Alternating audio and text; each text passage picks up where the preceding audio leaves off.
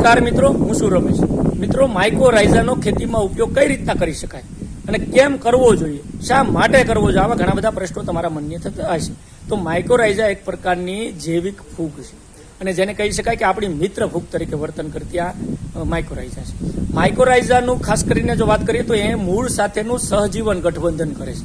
એટલે કોઈ પણ પાક છે એના જે મૂળ છે એ મૂળ છે એ માઇક્રોરાઇઝાને રહેવા માટેનું રહેણાંક આપે અને એના બદલામાં માઇક્રોરાઇઝા એ મૂળને જુદા જુદા જે પોષક તત્વો છે એના સુધી લભ્ય બનાવવાનું, પાણી એટલે કે ભેજને લભ્ય બનાવવાનું અને મૂળને પહોંચાડવાનું કામ કરે. એટલે બેયના કામ થાય છે.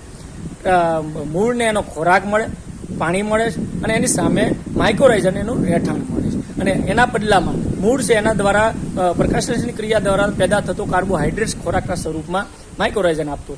માઇક્રોરાઇઝાનું કામ છે, મેં કીધું એમ કે આ જે લભ્ય ફોર્મમાં અથવા તો જુદા જુદા જે પોષક તત્વો છે એને છોડ સુધી પુગાડેલી છોડ તંદુરસ્ત બને, મૂળના સારા વિકાસને લીધે આપણા છોડની અંદર તંદુરસ્તી સારી રહે, રોગ જીવાતના પ્રશ્નો ઘટે, છોડ તંદુરસ્ત થવાને લીધે આપણા દવાના ખર્ચ પણ ઘટે અને અંતે ઉત્પાદન પણ વધારે મળે. એટલે માઇક્રોરાઇઝાનો ઉપયોગ ખેતીના પાકોની અંદર કરવો જોઈએ. બાગાયતી પાકો હોય, શાકભાજીના પાકો હોય કે આપણે ખુલ્લી ખેતીના પાકો હોય. હવે કેટલો કરવો જોઈએ? માર્કેટની અંદર જુદા જુદા ફોર્મના માઇક્રોરાઇઝા મળતા. માઇક્રોરાઇઝા લિક્વિડ ફોર્મની અંદર પણ મળે, પાવડરમાં મળે અને ગ્રેન્યુલ.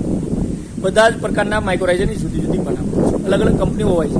ઘણા બધા માઇક્રોરાઇઝા 1 એકરની અંદર 100 ગ્રામ વાપરવાના હોય, ગ્રેન્યુલ ફોર્મવાળા હોય તો વીઘા દીઠ આપણે 1 થી 2 કિલો વાપરવાના હોય. પણ મિત્રો, એ માર્કેટની અંદર જ્યારે ખરીદો ત્યારે સ્ટાન્ડર્ડતા સાથે સારી બ્રાન્ડના, સારી કંપનીઓના ખરીદો અને પૂરી વિગત લઈ અને એનો પછી જ ઉપયોગ કરવો જોઈએ. જમીનમાં ભેજ હોય ત્યારે માઇક્રોરાઇઝા વાપરવું જોઈએ. ડાયરેક્ટલી કોઈ પણ કેમિકલ એના સંપર્કમાં ન આવે એનું ખાસ કાળજી રાખવી જોઈએ, ખાસ કરીને ફૂગનાશક. તો આ પ્રકારે જો આપણે માઇક્રોરાઇઝાનો ઉપયોગ કરશું તો સારો ફાયદો ખેતીના પાકોની અંદર લઈશું તો સારું ઉત્પાદન મળશે.